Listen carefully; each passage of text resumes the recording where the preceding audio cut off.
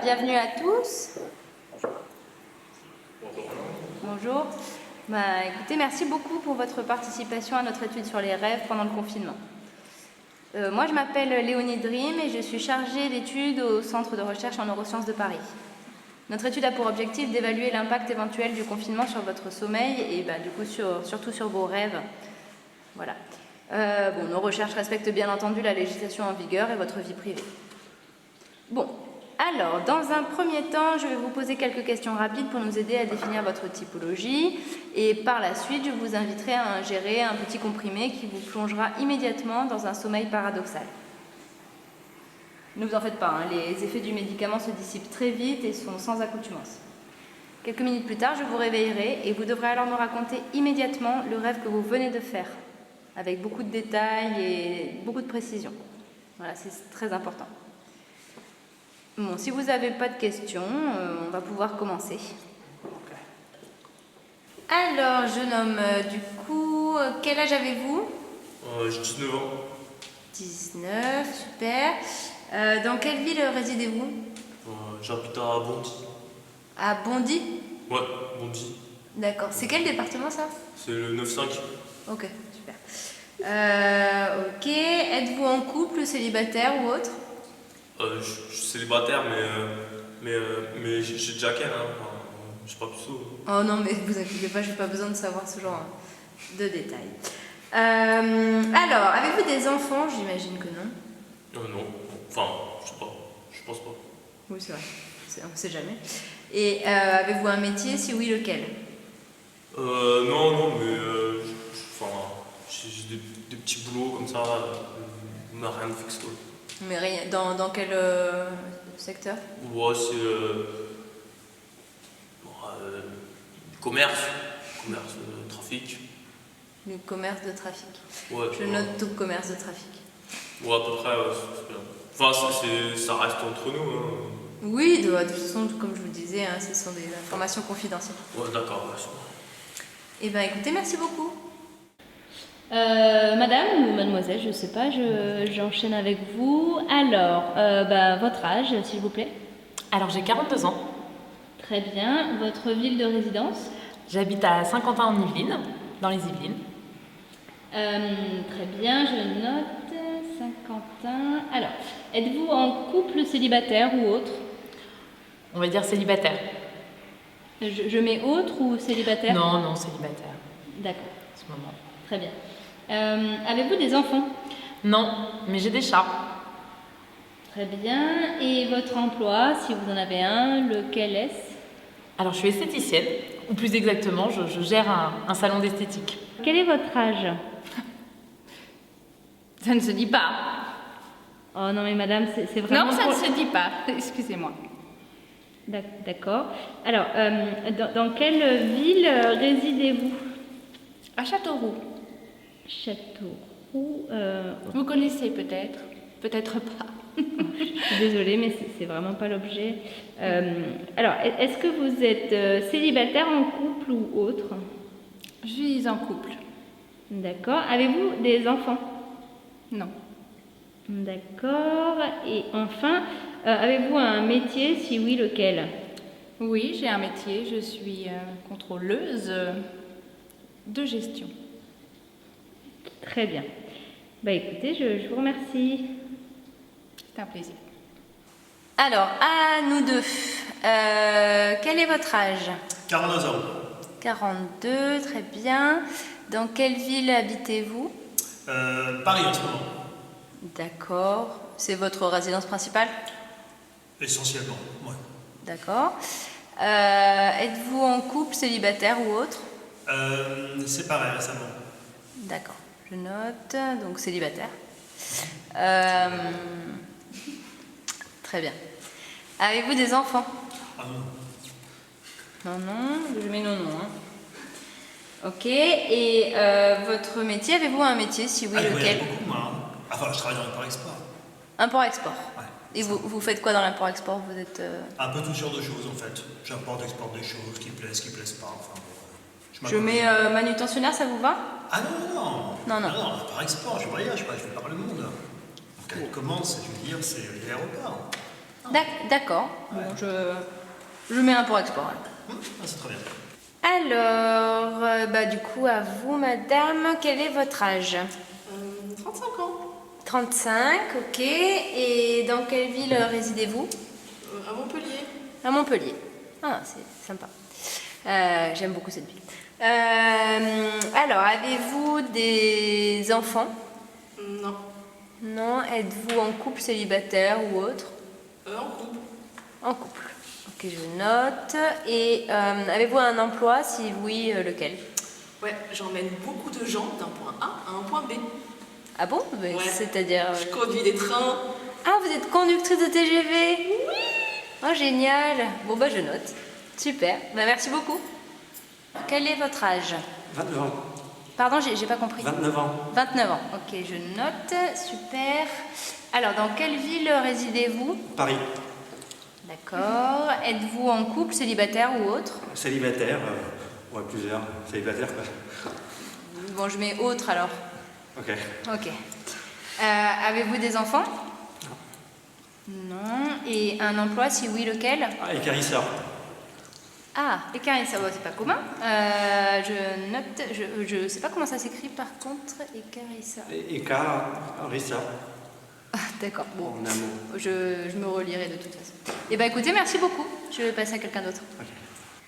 Ok, monsieur. Alors, quel âge avez-vous? J'ai 39 ans. 39 ans. Vous résidez où? J'habite à Saint-Cloud. Très bien, Saint-Cloud. Est-ce que vous êtes célibataire, en couple ou autre? Non, je suis en couple. D'accord, en couple, je note. Avez-vous des enfants? Non, pas d'enfant. D'accord. Et enfin, avez-vous un emploi? Si oui, lequel? Oui, je suis parfumeur. Parfumeur? Ah, super. Je note. Bon, en fait, c'est bon, c'est pas 9,5, c'est 9,3. Je veux savoir ce que tu veux.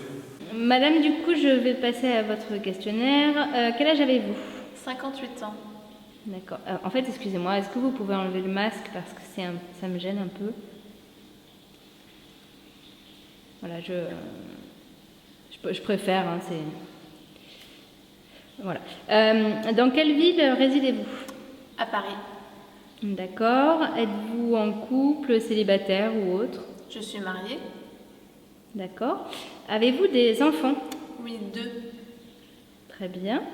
Et enfin, avez-vous un métier? Si oui, lequel? Je suis directrice au Conservatoire de musique de Paris. D'accord. Eh bien, je note le conservatoire de Paris.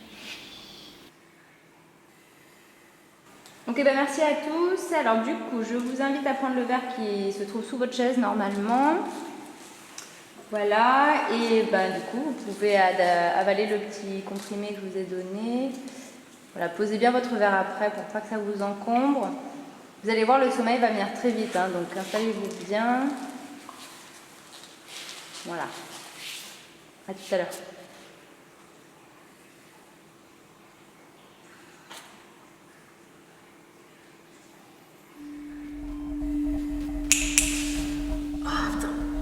Putain, quoi, je suis pas dans mon train là? Mademoiselle.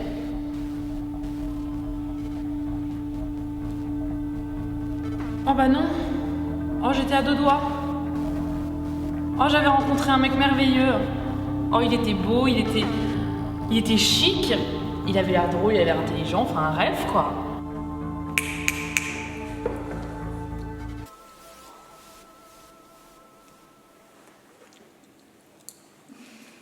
Ça va, monsieur? Je vous écoute. En fait, vous me voyez là? Ah mon Dieu. Ah, le rêve. Ça va, monsieur? Oui, très bien. Mon rêve était fabuleux. Je suis ravi de vous le partager. C'était pas très agréable, hein, ce que vous m'avez demandé de faire. Ça va peut-être vous paraître un peu bizarre. Au début, c'était normal, font comme d'hab et tout. On était en train de bon autour de la piscine, chez Jordan. On était en train de picoler, on se tapait des barres. Enfin, normal quoi. Ah, mais j'ai déjà le coiffeur. Allez, on va couper. C'est incroyable. C'est pas ce qui m'est arrivé. Non, mais j'étais dans mon rêve, je savais quoi faire. Et là, il se passe un truc genre, un truc qui est beau. En fait, il y avait des arbres. Enfin, pas des arbres, des plus petits, des buissons. Alors, il y avait un message sur un tronc d'arbre. Intriguant, ce message, et je le tirais. Vous savez, c'est comme les bobines de tickets de caisse, ça se déroulait, j'essayais de le déchiffrer. C'était très confus, hein, Et en même temps, l'écorce de l'arbre s'ouvrait. J'étais dans ma cabine de train, c'était génial. C'était le matin, il faisait frais, il faisait beau. Et puis d'un coup, je vois un truc incroyable. Je vois plein de chimpanzés qui se mettent à traverser la voie en dansant, en rigolant, ça me met de bonne humeur. Bon, je me dis que je dois pas être très bien réveillée, mais bon, du coup, je me frotte les yeux, mais ils sont toujours là. J'étais furieuse, c'était moi il y a 20 ans, j'étais furieuse et c'était au petit matin. Mais on n'entend rien avec son masque. Oui, elle a raison. Vous voulez que je recommence? J'étais furieuse, c'était moi il y a 20 ans, c'était au petit matin, en pleine ville, à Paris, je me souviens. Et j'étais furieuse parce que j'étais la guitariste de Mick Jagger, ou pas des Rolling Stones, de Mick Jagger, et cet idiot m'avait sommé d'annuler mes vacances, que j'espérais, mais depuis tellement de temps. Il avait annulé le truc à la dernière minute pour qu'on fasse une audition à la noix à 8h du matin. Je lui ai demandé comment il s'appelait, qu'est-ce qu'il faisait dans la vie, je lui ai demandé où est-ce qu'il habitait, et puis d'un coup, pouf, je me suis retrouvée dans une forêt. J'adore les forêts, il y en a plein chez moi, ça m'a manqué pendant le confinement. Mais alors là, c'était pas du tout une forêt enchantée, hein, si vous voyez ce que je veux dire. Il faisait froid, il faisait nuit, il y avait des bruits partout. Puis dès que je me retournais, je voyais des petits yeux là qui brillaient. Pas des petits yeux comme des yeux de loup, hein, des yeux énormes, ou des ballons de basket. Ça faisait comme ces abris, comme c'était des animaux en train de ken, en train de se battre. Enfin, je sais pas, mais c'était chelou quoi. Alors je me souviens, oh, c'était drôle. J'étais complètement installé chez mon coiffeur, au bac à shampoing. Oh, je me dis, bah, tout va bien. Enfin, il y avait un mec à droite, je me souviens, un mec, il avait un t-shirt. Non, il avait un sweat rouge, c'est ça. La capuche vissée sur sa tête. J'étais sur un yacht immense. En plus, c'était mon yacht. L'écorce m'enveloppait. Et c'était un petit peu étouffant. Et j'avais chaud.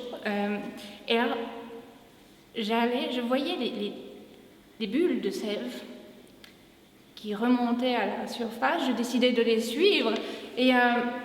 Et tout d'un coup, j'étais comme muette, l'angoisse. En plus, il y avait tout le temps du bruit, il y avait comme des haut-parleurs partout qui criaient avec une voix stridente « C'est la Saint-Glinglin! N'oubliez pas de fêter la bonne fête à tous les glinglins! C'est la Saint-Glinglin !» Enfin bon, je m'en sortais pas, j'arrivais pas à lui parler. Alors je courais. Il était tellement beau, c'était une sorte de garde forestier, je vous ai pas dit ça, c'était une sorte de garde forestier super sexy. Et puis j'avançais, et puis soudain... Il y a une espèce de fumée chelou qui sort avec des vues dégueu, du sang partout. Et elle marche chelou. Et pouf, grosse crêpe dans la piscine. Et moi, d'habitude, je suis pas le meilleur nageur, pas le plus courageux, mais là, je sais pas ce qui se passe. Je me mets à plonger, en plus je plonge comme un ouf, genre les bras comme ça, je sais pas, ou un truc dans le genre. Et là, je suis dans l'eau. Et c'est plus une piscine, c'est un océan, il y a au moins 50 mètres de profondeur, je nage comme un ouf, j'attrape la meuf, je la remonte à la surface. Et du coup, bah, évidemment, vous n'avez pas le choix, hein. Vous êtes la guitariste de Mick Jagger, vous n'avez pas vraiment le droit de négocier. Et donc, j'ai accepté. Sauf que j'ai pas pu dormir de la nuit. Comme les autres qui étaient tous stressés pour une audition de 20 personnes, c'est super. On revient de tourner hein, dans le rêve, mais tout va bien. Et j'arrive pas à dormir. Et je me dis, ok. Tant pis, je prends un médoc. Donc j'ai craqué, j'ai pris un Xanax. Je me suis réveillé comme d'hab, et hop, réflexe, je prends mon tel, et là, purée, je vois qu'on est le 31 décembre déjà, alors qu'on n'était même pas en hiver. Et puis je grelotte dans mon lit, et Et hop, bam, il y a une liste de courses qui apparaît sur mon téléphone, alors que moi, j'ai rien demandé à personne. Quoi. Donc, je me sens obligé de sortir pour aller faire les courses pour le buffet à volonté, tout ça, quoi, les cotillons, les costumes avec les oreilles pointues, Spock. Genre, le thème de la soirée, c'est Star Trek, quoi. Moi, les Martiens, j'en ai rien à foutre. Quoi. Voilà, donc, je sors, je croise des centaines de personnes ben, personne ne me voit, personne ne m'a vu, personne ne me frôle, rien, quoi. C'est louche, non? C'est bizarre quand même chez le coiffeur, avec son peu importe. J'essaie un peu de lui arracher quelques mots. Bon, le regard un peu fuyant comme d'habitude. Bon, je laisse tomber, moi j'étais bien. Puis d'un seul coup, j'entends une voix. Pouf, je tombe sur une petite famille d'écureuils dorés. Oh, ils étaient tellement mignons, c'était le premier truc mignon dans la forêt. Hein. Mais il y avait un petit bébé qui était coincé. Il était coincé dans une grosse roue, comme un... Problème, et du coup j'ai hyper soif, je prends ma bouteille d'eau, je commence à boire, et par réflexe, parce que je suis une conductrice hyper douée, je regarde quand même le panneau de contrôle. Et là, je vois quoi? Surchauffe moteur. Et là, ça m'agace, parce que je me dis, tu vois, que la maintenance n'a pas été faite. Ok, l'erreur est humaine, mais bon, moi ça me fait chier. Parce qu'il faut que je prenne le micro et que j'appelle le centre de contrôle. Et ça, moi, j'aime pas. Du coup, je prends le micro, puisque quand on veut, on peut. J'appelle le centre de contrôle et je crois que j'ai dit un truc du style bonjour, l'avenir appartient à ceux qui se lèvent tôt. C'est Emma du TGV. Problème moteur, besoin d'intervention. Il y avait 3 hommes qui étaient là. Le premier était extrêmement gentil. Mais alors, genre gluant.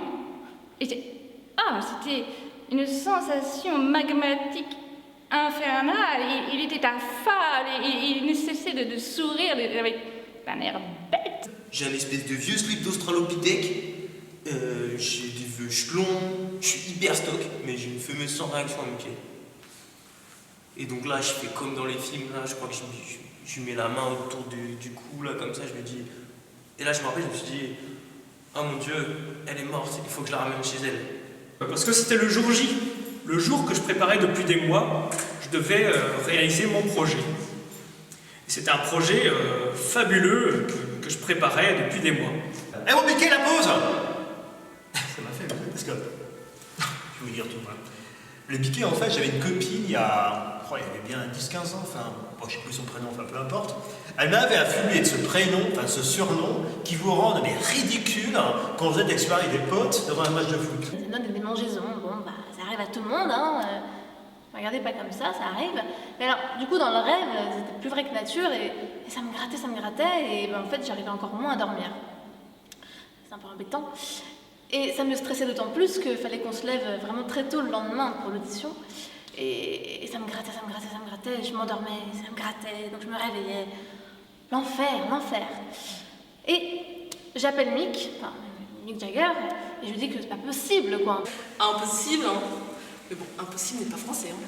Du coup, il me dit, il faut juste que tu préviennes les passagers qu'il va y avoir du retard. Ah, c'est la pas d'être. Il faut que je reprenne le micro et que je reparle à nouveau. Allez, cœur vaillant, rien d'impossible, je reprends le micro et je passe aux caisses, quoi, et la caissière, elle lève même pas la tête. Hein. Les portiques qui sonnent pas, je sors les poches pleines. Non mais je commençais à comprendre ce qui se tramait, quoi. Ouais, je capte tout, moi. Et puis j'ai sauvé le petit bébé écureuil, mais alors d'un coup, un animal qui surgit comme ça, qui était, comment vous dire, une sorte de boa constricteur, mais avec des jambes. Affreux. Alors moi, ni une ni deux, j'ai pris mon pneu de tracteur, je lui ai balancé la figure, et puis je me suis remise à courir. Et j'ai couru, et puis je recherchais Paul Puck, hein, je le cherchais, je suis tombée sur un jeune homme tout seul dans la forêt, je sais pas bien ce qu'il faisait là, il était adossé à un arbre, il avait un pull à capuche rouge, et puis, je sais pas, il me regardait pas, comme s'il me voyait pas. Alors moi je lui ai parlé, je lui ai dit, est-ce que vous avez vu Paul Puck, c'est un monsieur, il est torse nu. Je suis en slip, et la seule chose qui me préoccupe, c'est de trouver un endroit bien pour l'enterrer avec sa famille. Chelou, je me dis. Et donc là, je me dis, je me rappelle, là, j'étais mal le soleil, je me dis, le soleil se lève à l'ouest, je suis magnitude 13, je vais prendre la première dune à droite, et je fonce tout droit. Et donc là, j'avance, je suis déter, j'avance comme un ouf. J'avais les jambes qui étaient coincées dans l'écorce, c'était véritablement étouffant. Et puis il y en avait un autre. Alors il était plutôt viril, de bonne aloi, et il coupait la branche. Mais il coupait la branche sur laquelle il était debout. Alors je me disais, mais pourquoi personne ne lui dit qu'il va tomber? C'est idiot. Et puis il y avait le troisième. Et là, je me dis... Attends, c'est peut-être pas elle, Karl. Alors je me suis levé, je me suis exécuté, c'est pas mon style. Hein. Parce que comment le mec qui a commencé à donner les ordres, je peux vous le dire, il est pas déçu, là. D'accord? Enfin, je me lève, et là, qu'est-ce que je vois? Je pensais dans un salon de coiffure tranquille, et je vois Des pectoraux huilés, magnifique. Et donc, je lui demande à ce jeune homme, il ne me répond pas, comme s'il m'entendait pas. Alors peut-être que j'étais encore muette à ce moment-là, ça je me rappelle pas bien. Il regarde ses pieds comme ça en mâchant son chewing-gum, il me calcule pas. Donc moi je continue à courir, à la recherche de mon Paul Puck qui avait pris de l'avance, et là, je le vois. Je rejoins Charles, il avait préparé tout mon pactage, il avait préparé aussi la voiture, tout se passait bien jusque-là. Et là, à ce moment-là, cet abruti de Charles, il changea d'avis.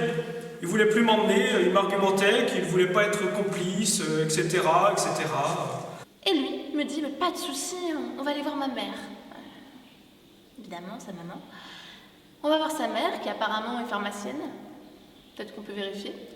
Et en fait, on arrive chez elle, et elle se transforme en une espèce de pharmacienne, sorcière, peu hippie. Donc je me suis retrouvé coiffeur. Tout ce que je déteste, hein. Les mains dans la mousse, les cheveux, les trucs, rien, les trucs de gonzesse, quoi. Horreur de ça. Alors je commence effectivement à prendre possession. Et là je me rends compte, numéro 42. J'étais au stand 42. On va dire c'est un peu bizarre tout ça, non? Non mais 42 c'est mon âge. J'ai 42 piges. 40, 39, 38, c'est jusqu'au 4. J'étais très drôle, parce qu'il y avait des gamins qui étaient en train de passer une coupe sur leur poupée, sur leur peluche. C'est pas quand on est plus drôle. J'ai voyé en fait le numéro 0, le nouveau-né, qui passait une coupe sur la sage-femme. Chaque jour suffit sa peine. Problème moteur, retard à prévoir. À chaque problème, une solution. Et là, je coupe. Oh là là, j'ai trop chaud. Du coup, je me mets à reboire de l'eau. J'ai la bouche qui est hyper sèche. Je me sens vraiment pas très bien. J'ai hâte que l'équipe d'intervention arrive. Et puis, d'un coup, je sais pas ce qui se passe. J'entends un bruit qui est familier. Moi, je sais plus trop ce que c'est. Ça me remet pas en confiance. Bon, bref, je sais plus trop ce que c'était. À ce moment-là, il y a deux personnes de l'équipe technique qui arrivent. Il y a Gabriel, que je connais bien, c'est un ami. Et puis, un mec que je connais pas du tout, qui s'appelle Sergueï, qui a un pull rouge avec une capuche. Eh bien, c'est peut-être lui. La troisième option, vous savez, des fois, il portait une capuche rouge.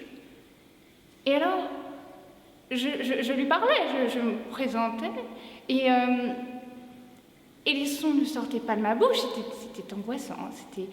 Et il disparaissait dans le feuillage. Je m'installe, et puis là, je vois les gens qui se mettent à dormir.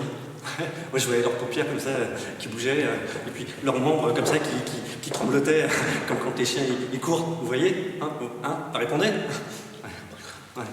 Et puis là, des dizaines de gens, et puis des centaines, les gens se mettent à murmurer, balbutier mon nom, Samuel, Kevin, mon nom à moi, quoi, dans le rêve. Il y a des cris de joie, il y a des râles aussi. Et j'arrive à une voiture, une espèce de voiture renversée, où je vois pas grand chose à l'intérieur, et il y avait un type dedans, avec un... J'arrivais pas trop à voir grand chose, juste un petit pull rouge. Donc là, je pose la fameuse, je pousse de toutes mes forces la voiture, elle arrive à se renverser, et là, en fait, le gars, il avait rien du tout. Il était nickel, il était là en train de mâcher son chewing-gum, et je me rappelle, il y avait un truc chelou, j'arrivais pas à le regarder. Genre, comme s'il me snobait, là. Il était en train de parler avec une jeune fille, donc il fallait que je me débarrasse d'elle. Ah oui, évidemment.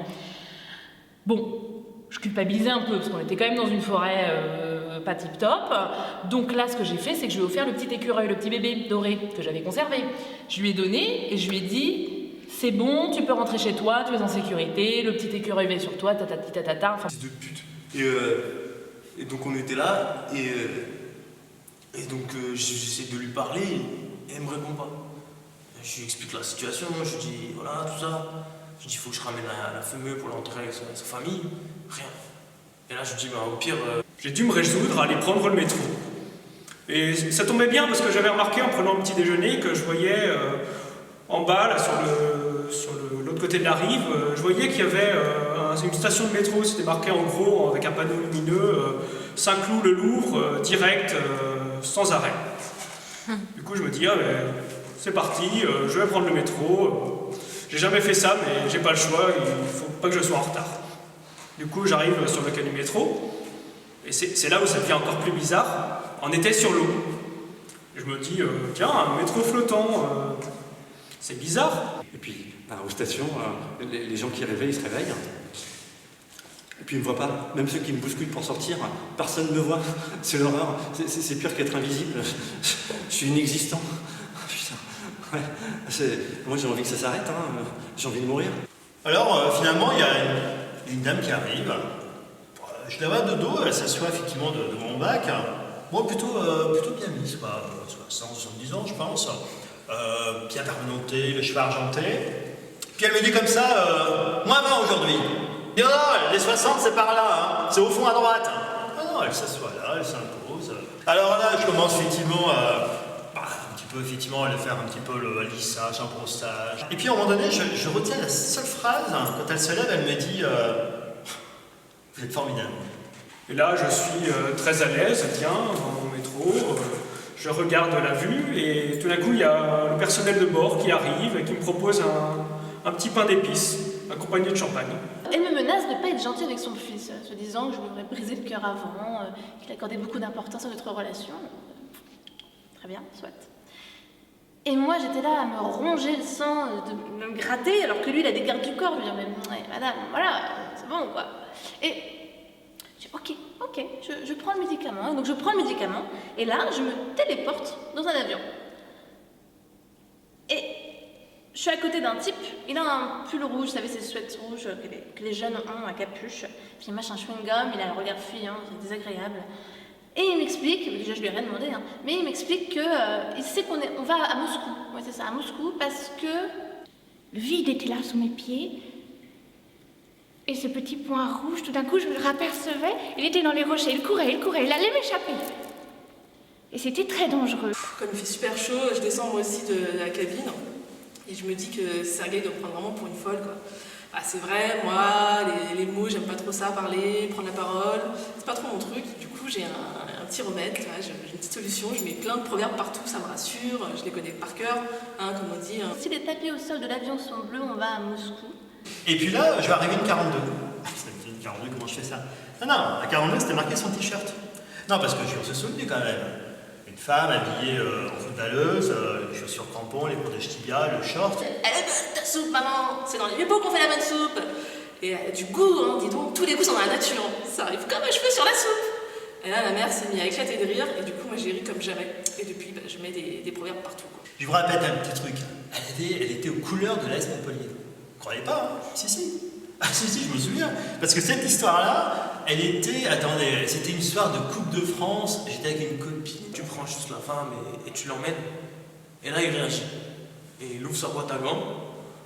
Et il sort un espèce de biscuit chelou. Et là, moi, normal, il y a un inconnu qui me regarde pas, qui me file un espèce de gâteau. Moi, j'ai la dalle, je le dévore direct. J'en peux plus. Puis là, je vois deux nanas. Je les entends parler. Il y en a une qui dit ouais, j'ai rêvé de Samuel cette nuit. Et l'autre qui répond ah ouais, trop bizarre, quelle coïncidence, j'ai fait le même rêve, trop bien ce rêve avec Samuel. Non, mais, je vois très bien ce qui se passe, hein. Tout le monde rêve de moi la nuit et le jour, je suis inexistant. Ah non, mais il faut que j'en finisse. Hein. Vous appelez pas Kevin? Quoi? Vous appelez pas Kevin? Ouais, c'est pareil, non? Me voilà à m'approcher de Paul Puc, et là je sens que ça va marcher, quoi. Je sens qu'il va m'embrasser, il se rapproche de moi, je lui fais quand même tout le truc, parce que je vous ai pas dit, mais mon Paul Puc, il était très romantique dans mon rêve. Il avait un côté un peu tort, bodybuildé, mais en vrai... On s'est engueulé. Une soirée qui a fini en queue de poisson. Ouais, non, c'est peut-être le revers de la médaille, la punition de mon surmoi qui flagelle dans ça, tiens, coup de matraque à l'envers. Et là, elle se retourne. C'était pas un visage. Non, mais c'était une mosaïque de visages, quoi. C'était une Zoom conférence. En fait, j'avais peur.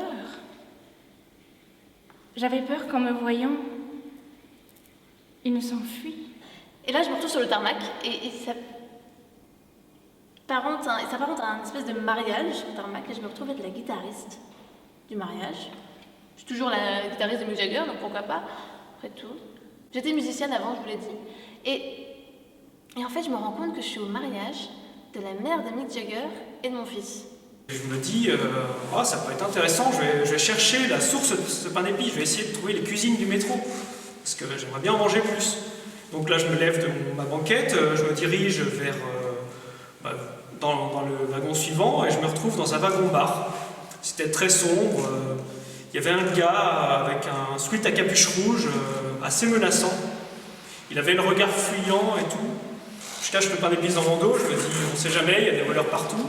Ouais, j'avoue, j'ai braqué une grosse banque bien remplie, j'ai tout vidé. Je me suis dit qu'en sortant les coffres vides et les sacs pleins, les flics ils allaient me mettre en joue. Et puis moi, je les aurais menacés avec mon petit doigt dans la poche comme ça. Et puis hop, l'affaire était dans le sac.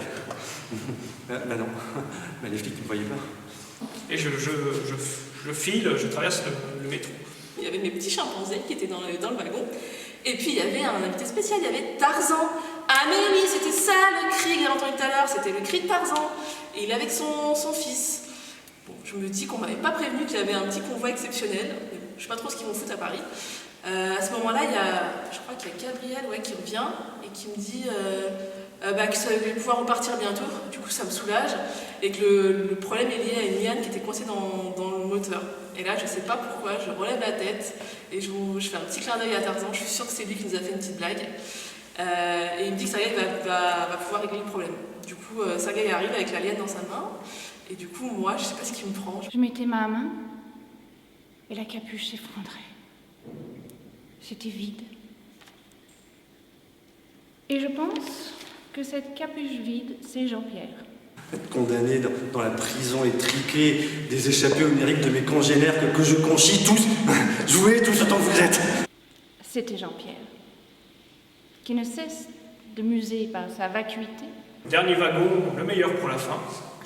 Donc je me dis, super, enfin les cuisines. Donc j'ouvre la porte tout doucement dans ce wagon. Et là, c'était très sombre, on était dans une pièce vide. Et le temps que mes yeux s'habituent à la pénombre, je distingue au fond, je la vois. Elle était là, elle n'était pas au Louvre, elle était là, au fond de la pièce. J'ai compté, il y avait 21 visages. Merci beaucoup, plus on est de fous, plus on rit. Du coup, au lieu de me regarder cette fois-ci étonné, il me fait un grand sourire, et là je me dis, ça y est, j'ai gagné. Mais qui sont ces femmes? Je m'en souviens plus, aucune d'entre elles. Ça peut me dire, mais bon, c'est des exploits. Alors voilà, on a repris un peu la discussion, Alors évidemment, ça n'a pas été tout droit, je vais tout de suite, je vais dire les vérités sans sous-titres, je vais dire au premier quart de tour. Et puis finalement, on s'est un peu rabiboché, quoi. On s'est rappelé des bons souvenirs. Et ça fonctionne, il va pour m'embrasser, et là, un nouvel animal qui me surgit dessus. Alors cette fois-ci, c'était une sorte d'aigle avec des tentacules de poulpe, un truc absolument atroce, qui me fonce dessus, donc moi, je glisse et je tombe. Une chute interminable. J'aurais dû me réveiller normalement. Normalement on se réveille, j'aurais dû me réveiller. Et ben non, j'atterris en bas, le Paul Puc il m'avait sauvé. Bon, il était quand même très fort, Paul Puc. Il m'avait sauvé le Paul Puc, donc il essaie de m'embrasser à nouveau. Et là... Il donne la liane à l'enfant, je crois que l'enfant disait c'est mon doudou, c'est mon doudou. Et du coup ça calme tous les cris, on n'entend plus rien, silence absolu. Sergueï redescend du wagon, moi je remonte, il me reste plus qu'une chose à faire. Un peu difficile. Prenons le pommeau de la douchette et on va commencer la coupe. Et là, rien. Pas un poil d'eau. À sec. Et rien, nada. Donc elle se retourne, toute. Elle me dit, alors, on refait pas le match? C'était Mona Lisa. Du coup, je me dis, waouh, j'ai même pas besoin d'aller au Louvre, elle est là. Du coup, ni une ni deux, j'oublie complètement tout mon projet que j'avais préparé depuis des mois. Je décroche le tableau du mur, je m'arrête et je me dis, aucune sirène, il n'y a personne qui vient. Et là, ni une ni deux, je cache le tableau dans mon dos et je file, je rebrouche chemin et je me dirige vers ma banquette. J'étais assis à côté des chiottes en fait. Et là, les habitués du bar, ils passaient devant moi, un balai à 600, un balai à chiottes. J'accroche le tableau juste à côté du hublot pour voir la vue et le tableau. Et j'interpelle le serveur pour lui demander encore son meilleur pain d'épices, le grand cru du pain d'épices et son meilleur champagne pour fêter cette réussite. Mon projet qui était infaisable, j'ai réussi à le faire et j'ai réussi à voler la journée. Et là, ça va encore se concrétiser. Vlatipa qui a un dragon qui arrive, mais alors avec une tête de chaton. Il était mignon. Bon, enfin, c'était quand même un dragon, donc j'étais pas non plus voilà, hyper à l'aise. Et du coup, je dis un truc du style bonjour, tout est à point qui sait attendre, problème résolu, départ imminent pour Paris. Alors, je leur hurle dessus, je les interpelle, je les menace de tout et de n'importe quoi, et rien n'y fait. Personne ne me regarde. Alors, j'en ai marre, j'ai envie de crever. Alors, je commande un double mojito, et puis le citron il passe mal, et je m'étouffe avec la menthe, et j'atterris par terre, et je suffoque comme ça, tout seul. Et là, je commence à me sentir chelou. Là, j'ai mes mains qui deviennent bleues, je galère à respirer, puis au bout d'un moment, ça s'arrête, mes yeux se ferment, je tombe par terre et je viens de me réveiller là. Et là, je sais pas, je me suis effondré, j'ai perdu connaissance, et là, je me suis réveillé, et finalement, j'étais cool. Ok, bah merci beaucoup. J'en prie. C'est fini? Oui. Oui. J'étais à l'aise avec mon pain d'épices et la Joconde. Bah dis donc. Bah merci beaucoup. De rien. Merci beaucoup. Puis finalement, plus de peur que de mal, tout est bien qui finit bien. Voilà. Je ne quitterai pas, Jean-Pierre. Vous avez fini? Alors je me réveille en sursaut, le cauchemar dans le cauchemar, ouais. Fais voir ta tronche, là. Et puis là, qu'est-ce que... Eh ben, vous m'avez réveillée. Et ben voilà, c'est ce que je disais, j'étais à 2 doigts. Et vous m'avez réveillée. Bah non, mais j'étais pas plus qu'à 2 doigts. Il était beau. Ah voilà, c'est fini. Merci beaucoup. Ah, je vous en prie. Bon bah écoutez, merci à tous pour vos témoignages, c'est vraiment précieux pour nous et on ne manquera pas de vous envoyer évidemment les résultats de l'étude dès qu'on aura mis tout ça au clair. Voilà, bah écoutez, si vous avez des remarques, on vous écoute. Allez. Ah bah, moi j'ai remarqué quelque chose. On a tous quand même fait des rêves très très bizarres, c'est étonnant, non? Mais vous avez pas remarqué un truc? J'ai hyper sommeil. Oh mais si, j'ai capté! Le mec en rouge! Ah mais oui, c'est le mec avec sa capuche. Ah oui, il m'a acheté un chewing-gum. Il était dans tous nos rêves. Oh, c'est étonnant. Mais attendez, c'est le mec dont tout le monde a rêvé. Ouais, c'est ça!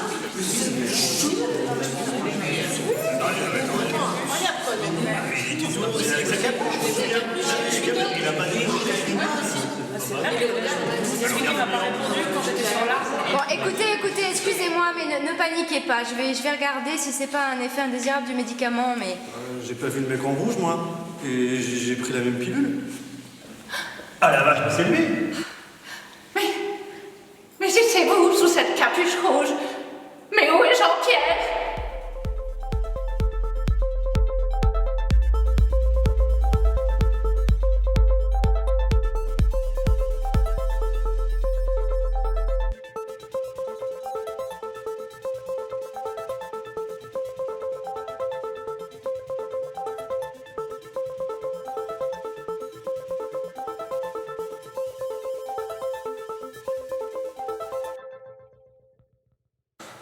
Ah, non, mais j'ai toujours voulu qu'on rêve de moi. Qu'on m'envie, être en haut de l'affiche. Beau, riche et drôle, comme Arthur. Tu vois, Arthur?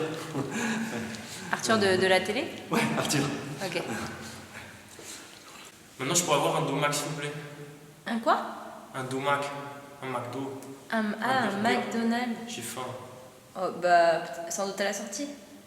Merci. En tout cas, merci beaucoup.